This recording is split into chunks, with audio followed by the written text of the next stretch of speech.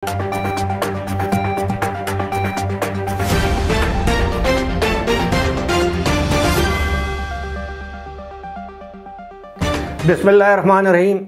अस्सलाम वालेकुम। अबरार रशीद एक मरतबा फिर आपकी खिदमत में हाज़िर और हमेशा की तरह आपसे रिक्वेस्ट कि अगर अभी तक आपने चैनल को सब्सक्राइब नहीं किया तो सब्सक्राइब कर लीजिए, जो बेल आइकन है उसको ज़रूर प्रेस कीजिएगा। इससे पहले वाली वीडियो में मैंने आपसे ज़िक्र किया था कि जनाब बहुत से लोगों के सवालात मुझे मौसूल होते हैं, लेकिन एक छोटी सी अर्ज़ आप कह लें, रिक्वेस्ट कह लें कि जब आप कमेंट करते हैं, मुझे मालूम होता है वो दूसरे यूट्यूबर्स होते हैं, तो आप कम से कम अखलाकियात और तहज़ीब का दामन हाथ से ना छोड़ा करें, वरना फिर मुझे आपको ब्लॉक करना पड़ता है। आप जो भी कमेंट दें, आप कमेंट देने में आज़ाद हैं, सवाल पूछने में आज़ाद हैं। अगर आपको वीडियो पसंद नहीं आती तो उस पर डिसलाइक का बटन दबा दें, पसंद आती है तो लाइक कर लीजिए, अपने दोस्त अहबाब में शेयर कर लें। कोई ज़बरदस्ती की बात तो नहीं है। खैर, सवाल मुझसे दो सवालात हैं। अब सोच रहा हूँ इसी वीडियो में उनके जवाब दे दूँ। एक तो एक ख़ातून ने रब्ता किया है, हमारे खैबर पख्तूनख्वा का एक इलाका है डेरा इस्माइल ख़ान, वहाँ से उस ख़ातून ने रब्ता करके मुझसे एक सवाल किया है, और एक सवाल किसी और साहब ने किया है, मैं उनका नाम नहीं लूँगा, लेकिन बज़ाहिर लगता है कि वो पाकिस्तान से उन्होंने सवाल किया। वैसे तो उन्होंने अपनी जगह नहीं लिखी। पहले मैं उनका सवाल जो उन्होंने सवाल पूछा है मैं उसका जवाब दे देता हूँ।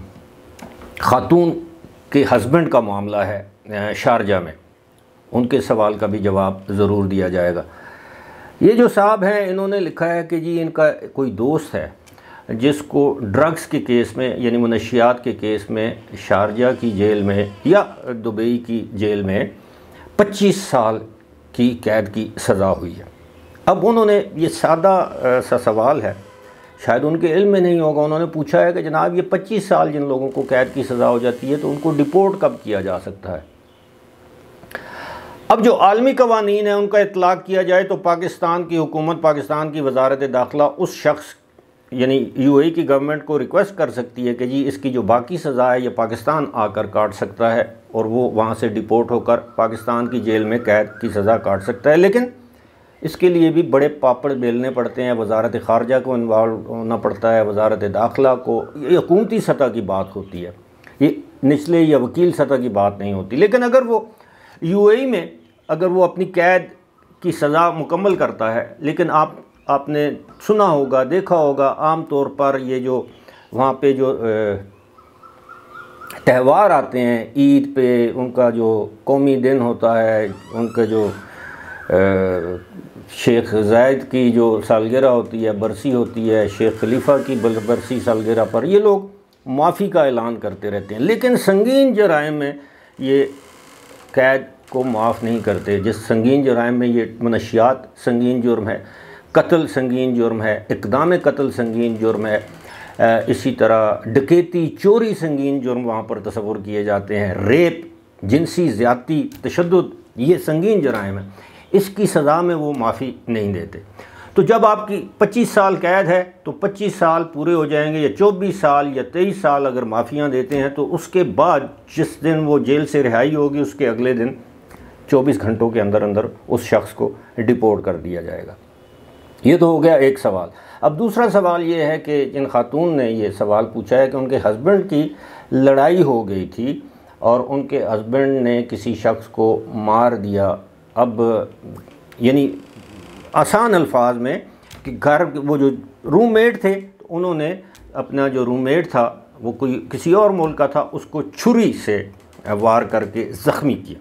यानी वो मरा नहीं लेकिन ज़ख्मी किया।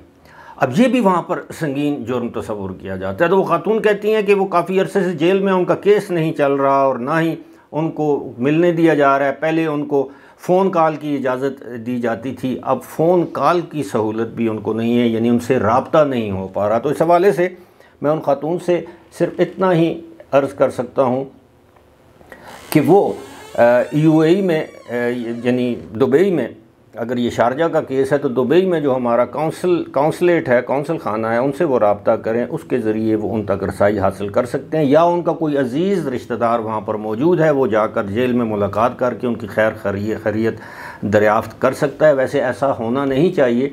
आम तौर पर वो घर रब्ता करने की सहूलत फ़राहम करते हैं, लेकिन इस मामले में अब मैं इतना कह सकता हूँ कि उनके ऊपर मुकदमा ज़रूर चल रहा होगा।